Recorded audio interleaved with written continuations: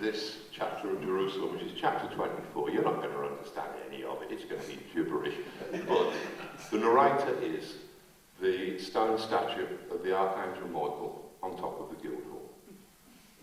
Okay, and the chapter title is Clouds Unfold. The Archangel Michael on the Guildhall roof. Clouds unfold. Always now, and always here, and always me. That's what it's like for you. Now, always, and here, always, and me. Always. This is what it's like for me. Now. Here. Me. Now, always, even when it's then. Here, always, even when it's there. Me, always, even when I'm you. Even when I'm in hell and am I fallen. When am I 1,000 fiends? They fold up into you. You fold up into us. We fold up into him. This will be very hard for you. Above space, over history hovering, genocide and utopia in the downdraft.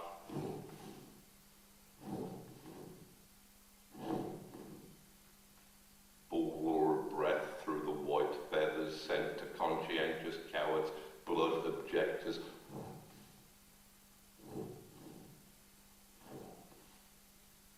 Seeing and being everything, never detached and never distant, pitying you and admiring you, endlessly angry, endlessly in love.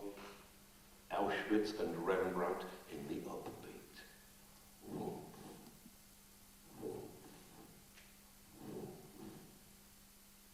The view from here is fierce. The view from here is final. From above, the world is a stupendous flayed anatomy. Motionless on its slab of stars, it does not move or change or grow, save for the way it is expressed in the concealed direction.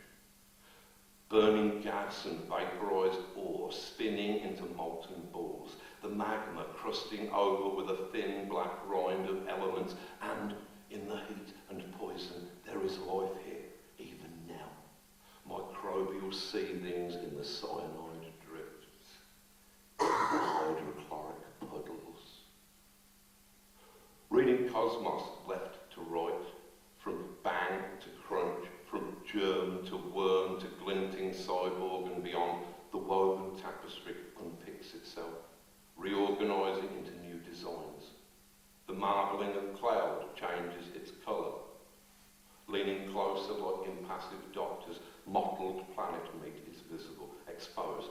A skin of circumstance pinned back in plump and larded folds. The worms grow backbones and the nymphs sprout feathers. Bus routes alter and post offices are closed. Perfectly right, the scab lifts from the knee intact, reveals a waxy pinkness underneath. I know I am a text made only of black words. I know you are observing me. I know you, and I know your grandmother. I know the far threads of your family line, reading me in 100 years, reading me now from left to right, from Genesis to Revelation. Syphilis and Marla in the wheeling ark, the holding pan.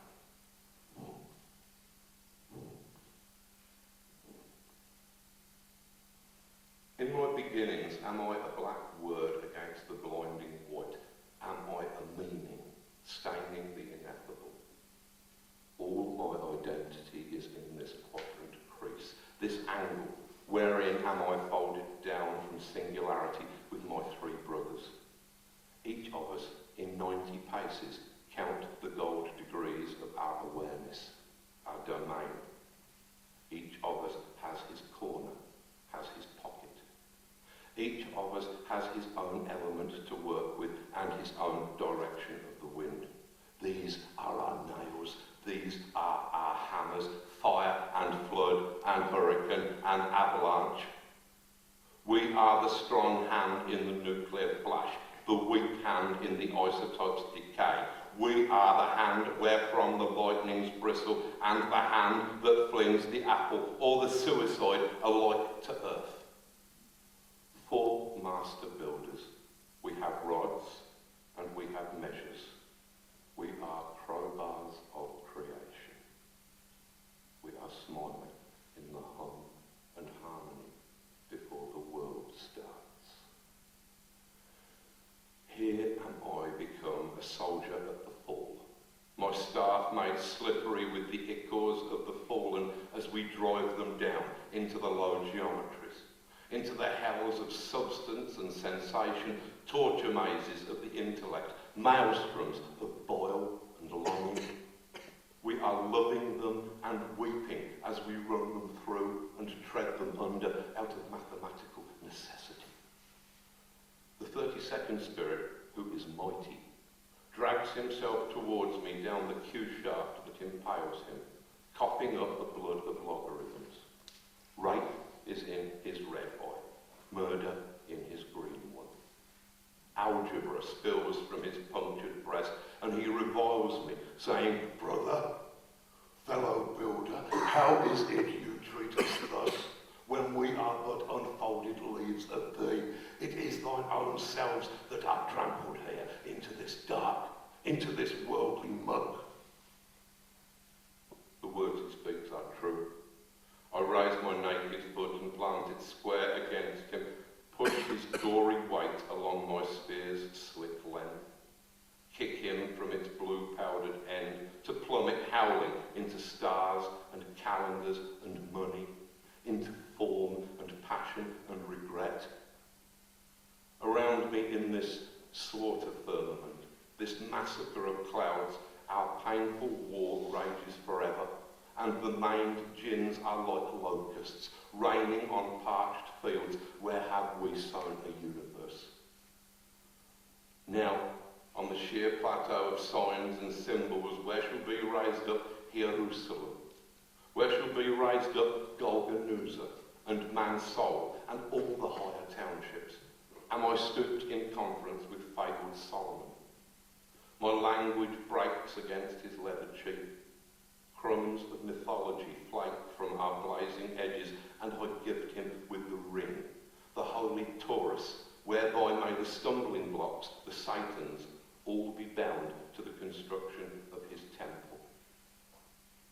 Only harm can come from this. Jerusalem, Mansoul, they are the very seat of war. For warring devils fidget in their stones, their architectures. I am but a builder. What am I to do when rubble and demise are in the diagram? And in Golgotha now I touch the perspiration-heavy sleeve of Peter that is once called Egbert, telling him to take the stone cross jutting from the dry earth at his feet, to set it at the centre of his land. I take a step. We are in Horseshoe Street, and he is a year older, dying in the marbles, dying in the pigeons and the rain. The lines are all precise. The spot is marked. The rood is in the wall. In Tennessee, I seize a drunk plantation keeper's hand, turn it to scrolls and triangles as he designs the brand. On his cathedral platform, Ernest Vernon screams and weeps. The fire burns from his hair to leave white ash as he receives the brunt of an exploded education. My lips moving in the fresco. He is cowering amidst the tins and dishes, and I am remembering the episode when I am him, How terrible it is to see my giant eyelids blinking from the antic skitter of the paint. How comical it is when I explain the shape of time and drive him mad with chimneys. Thunders roll about the dome, which are my skirts of noise and electricity. I am a builder, and I bang the words and numbers into him so that his children tally different sums and dance to altered music, and now Ernest is in Bedlam. I sit here by his asylum cot, the sheets marked with the dried shit of delusion, where I wait for him to speak out, and not only look at me and cry. My eyes are carved by R.L. Bolton, late at Cheltenham. Unblinking over Guildhall Road, George Row and Angel Lane, I stare towards the cellar. In my left hand is there a shield, and in the right I hold the Trilliard cue. The eldest son of Ernest Vernal stands beside me, one arm draped across my sprouting shoulder blades with an unsettling familiarity as he harangues the gaping crowd beneath us. Even when I turn my granite head to whisper to him, he but laughs and does not seem afraid. So foreign is he to mankind, so distant from the habits of the street. His tragedies affect him only as theatre, scenes restaged from a beloved melodrama that still wrench the heart on each fresh viewing, although the experience is aesthetic, and the tears no more than a sincere appreciation of the play. In my petrified sight, his final scenes are acted between mirrors, a concluding chorus line of kicking, struggling old men with petals in their beards. Ah, mad John Vernal, furious, snowy, when on you it near to frightens me. I am in all my images. I watch you through a billion Christmas cards. May Vernal slithers bare into a land of gutter choked with fish heads, rainbows, sodden blossom. There she copulates upon the grassy shoulder of the river at Calmeadow.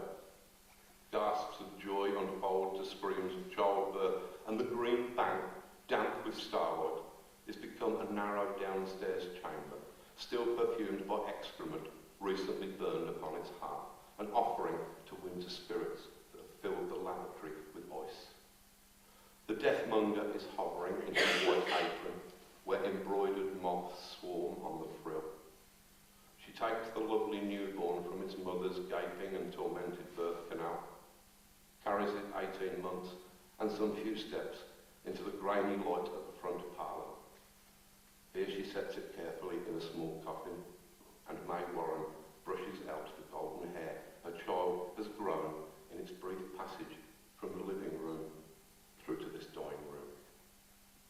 Her life comes charging in, sweeps her away into further maternities and air raid nights, corpse hoists and fever carts, abortion kitchens, until finally she stumbles in the hallway of her little King's Heath flat, falls dying, and the last thing that she thinks is, Charlie Chaplin. That's who that man was. I talked to... Now it's 2 days later, and her one surviving daughter, Lou, is peering through the letterbox after receiving no response to her increasingly impatient rapping. Supine, the coagulated blood has settled in May's face and turned it black. For several moments, Lou believes that she is looking at a bundle of old rags, carelessly dropped there in the circular and leaflet-flooded passage. Some live with thunder, some with trumpets, some with only mother silence. I am there in all my words, there in the hymn, there in the lover's flattering serenade. A bland popular song plays on the radio, and for an instant I flare up, albeit vaguely, in a million minds, an angle playing in your heart. And now Michael Warren swings the hammer down through its foreordained arc onto the dented cylinder, a giant metal lung that flattens and expels its final withering breath into his face. The hammer falls upon the drum, the hammer falls upon the drum, this single act relived, resounding endlessly in a reverberant space-time and become an almost musical crescendo. A percussive storm that wells from thin air, a dramatic and hair-raising punctuation in the symphony. Badang, badang, badang. The hammer falls upon the drum, the hammer falls upon the drum, and from its threaded throat it coughs a tightly crinkled cloud of orange poison that expands, unwraps itself, unfolds to fill the world of Michael Warren's breath and vision. A cascade of half dimensions, the unfurling chaos of its shape contains, just for an instant, every fugitive and frail line from his sister's future paintings. He inhales the imagery that he spits back across the table at her now in the Golden Lion's Saturday Night Limbo, and she wipes it from her face and smears it on her canvases, just like the ambulance light and the rain upon the night when her Aunt Lou dies in the thunderstruck rear access way. She wipes it from her face and smears it on her canvases. The hammer falls upon the drum. I am a builder, and with each new course my swift trowel catches up the surplus flab of mortar squeezed from in between the bricks. I build the centuries, I build the moments.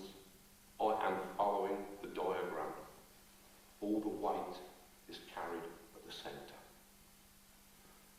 I'm sighting down my straight queue at a rounded light, precariously at rest on the world's bays, and in its glaze the dancing highlight glint of soul.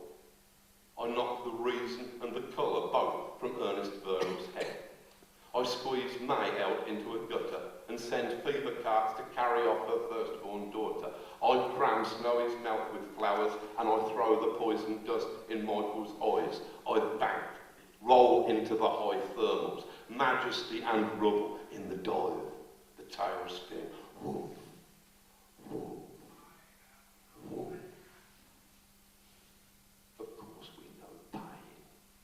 We know cowardice and spite and falsehood. We know everything. I call my brother Uriel a cunt. We punch and gouge each other in the town square, and the wind raised by our feud alone blows ghosts halfway to Wales. The repercussions ring across the earth.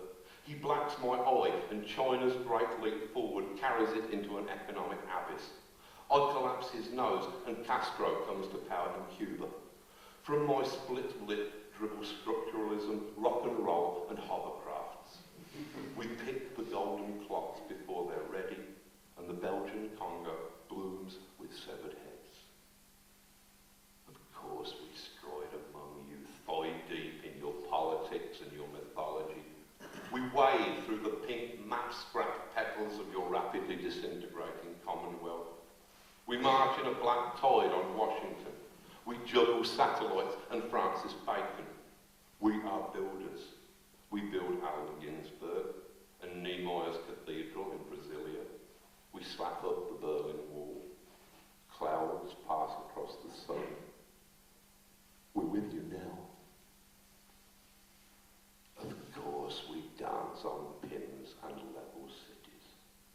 We deliver up the Jews from Pharaoh unto Buchenwald. We flutter tender in the first kiss, flat in agony above the last row in a drafty kitchen. We know what fellatio tastes like and how childbirth feels.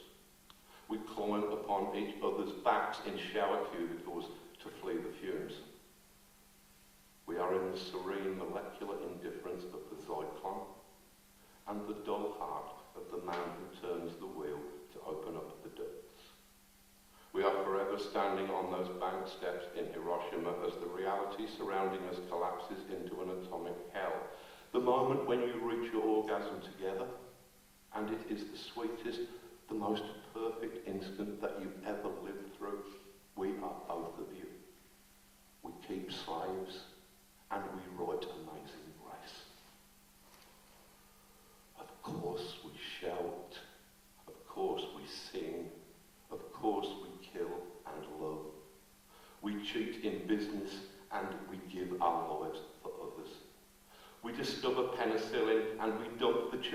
have strangled in back alleys. We bombed Guernica just to create that painting, and the bursts of smoke and scream beneath us are our brush strokes. We are from the realms of glory. We are from the nursery, the school, the abattoir, the brothel. How could we be otherwise? You fold up into us. We fold up into him. We are in every second of 1 billion trillion lives.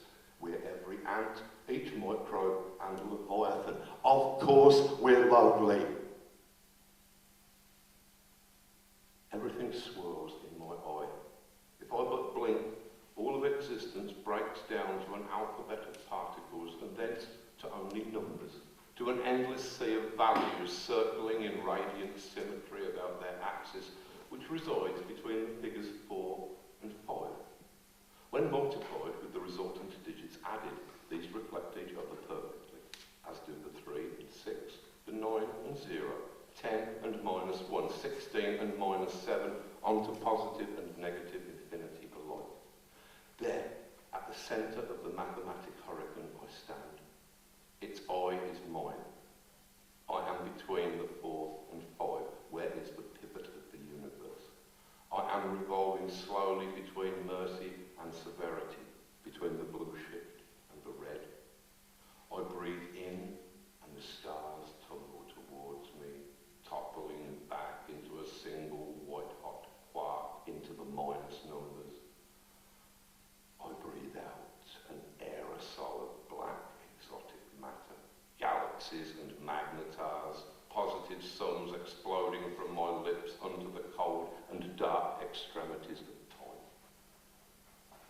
I am too often angry, cleaving more towards the 5, the fingers in a clenched fist, than towards the 4, the ones clasped in a handshake, those extended in a stroke or a caress. Too often am I inclined to severity, towards the red, rather than to the cyan of forgiveness. This, then, is the reason that we keep our Q-tips blue, as a reminder of compassion and its weak force, so that even as we smash the balls towards their predetermined pockets, we bestow sky-coloured kisses of eternal grace and mercy, made from billiard chalk. I see the stipple and the hatch, the filigree and the fine shading. I see Doreen Warren carefully unwrap the cherry menthol tune and place it in her infant's mouth. I see the counsellor Jim Cockey in his bed full of bad dreams.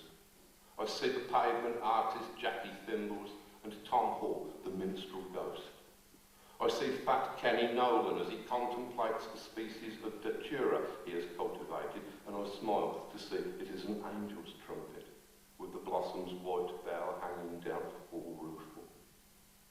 I see Roland Thompson sitting in a borrowed car, silently in the darkened mouth of Fish Street, with a snooker cue at rest on the back seat behind him, cold blood coursing through his heart. I see John Newton after his unblinding. I see Thursa Vernal turning German bombers into her accompanists, and the heroic dream of Britton Johnson. I see Lucia Joyce and Samuel Beckett, see him chatting to her in the institution by her graveside. I see miseries. I see redemptions.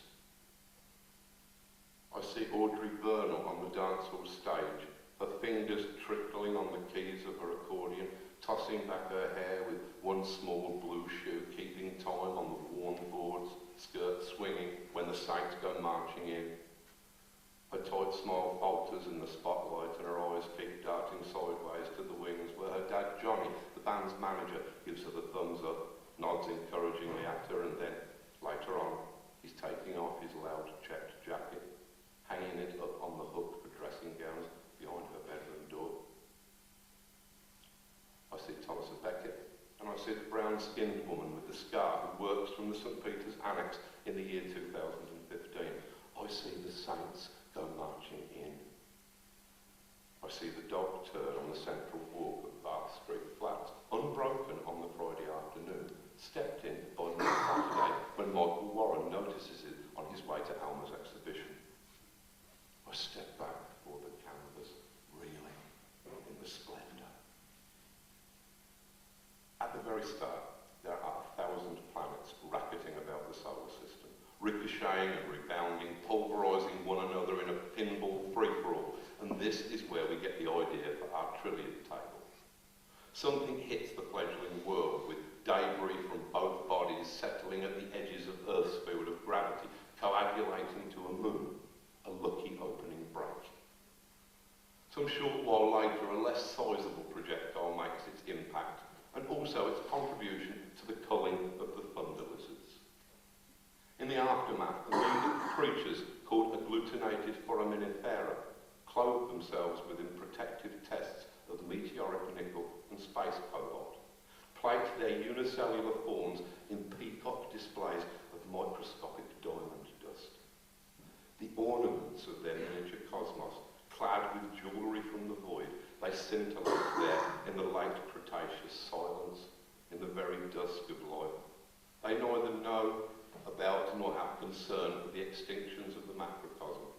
They remain oblivious to the trees and monsters toppling and dying overhead in the long night that follows that extraterrestrial collision. In their multitudes, they are as various as snowflakes, and yet I know each one intimately, know them by their individual coruscations, their signature sparkle. They move with the moon's pull, with the magnetoids, as do the generations that come after them, migrating on lunar meridians to feed the underwater bugs, that feed the fish, that feed the birds and bears and crouching monkey men. You will appreciate that our game involves a great deal of strategy. Sometimes we're on the ball. Sometimes we get distracted, miss the easy shot, but only when we're meant to. I give Solomon the holy Taurus, and he wears it on his index finger when he subjugates the howling jinns that have rampaged through Egypt and the Middle East as an infernal weather pattern, as a hornet swarm. When he elects that they should build his temple, I try to prevent it with a safety shot, but I misjudge, I miss. The binding of the fiends is going well enough until the sorcerer king gets to the 32nd spirit, at which point the king is obviously out of his depth. He has failed to anticipate the unbelievable ferocity that senior devils like Asmodeus will resort to if you have them in a corner. The thing taken shape in the pentacle, three-headed and no bigger than a doll astride the cat-sized dragon form that is its steed. The bull's head lows, the ram's head bleats, and the crowned human dwarf's head in the centre lets forth both a flood of terrifying threats and its vile breath alike to fill the room. It stamps the pommel of its gory lance upon the flagstones, and the magus panics, flinching back so that the larman hung about his neck comes untied at one end and clatters to the floor. By then, the chamber is aflame with flickering spider salamanders, and the operation has become a screaming pandemonium, a catastrophe.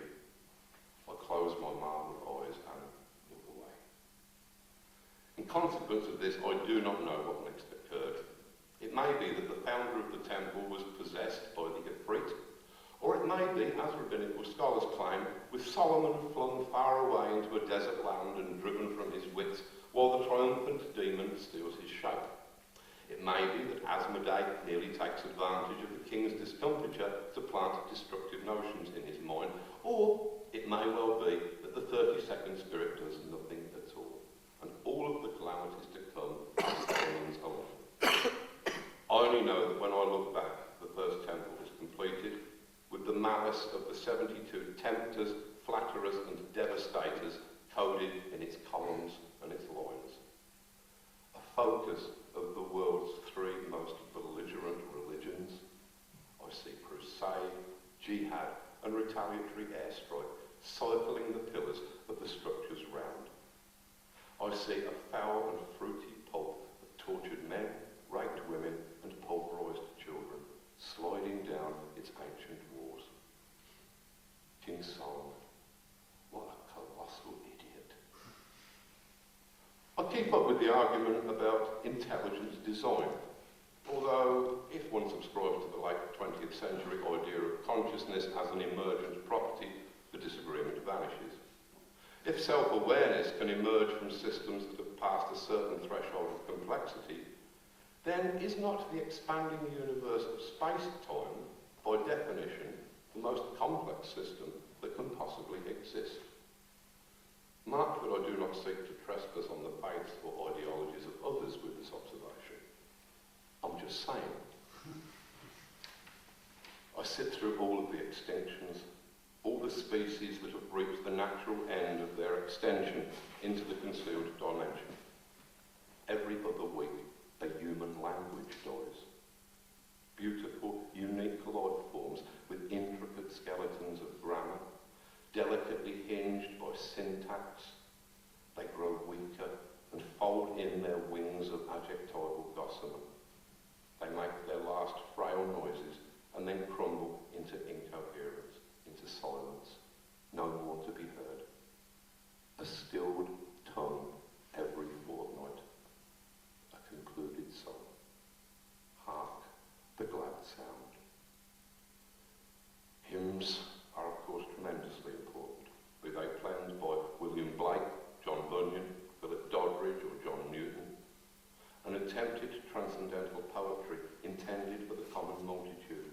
They fertilise the dreams and visions that shall grow into the very boardwalks of man's soul. As they delineate hell or depict heaven, so too do they build those places, brick by brick, stanza by stanza. Come, lift up your hearts and voices and rejoice. Give me a platform of ideas and harmonies on which to gesture and unfurl my wings. Give me a place to stand. I see the world, and through a lens of prose or paint or song or celluloid, the world sees me. The emerald ball of the planet, nested on a sequin-dusted jeweller's cushion of black velvet, this is not the world. The several billion apes with improved posture that cavort across the planet's surface, these are likewise not the world. The world is no more than an aggregate of your ideas about the world, of your ideas about yourselves. It is the vast mirage, baroque and intricate, that you are building as a shelter from the overwhelming fractal chaos of the universe. It is composed from things of the imagination, from philosophies, economies and wavering faith, from your self-serving individual agendas and your colourful notions of destiny. It is a flight of fancy spun to while away those empty-bellied Neolithic nights, a wishful fantasy of how mankind might one day live, a campfire tale you tell yourselves and then forget is just a tale that you are telling, that you have made up and have mistaken for reality. Civilization is your earliest science fiction story.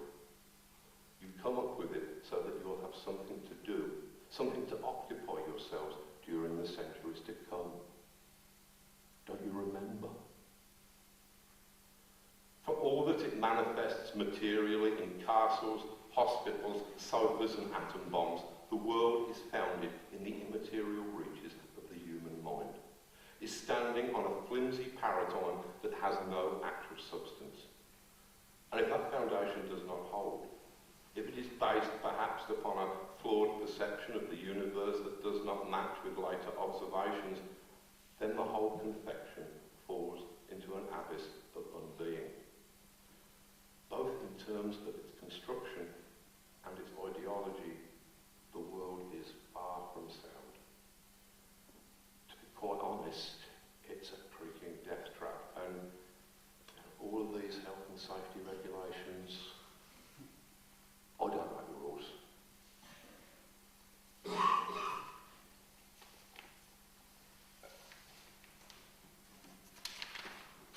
This is embarrassing. All right. To be quite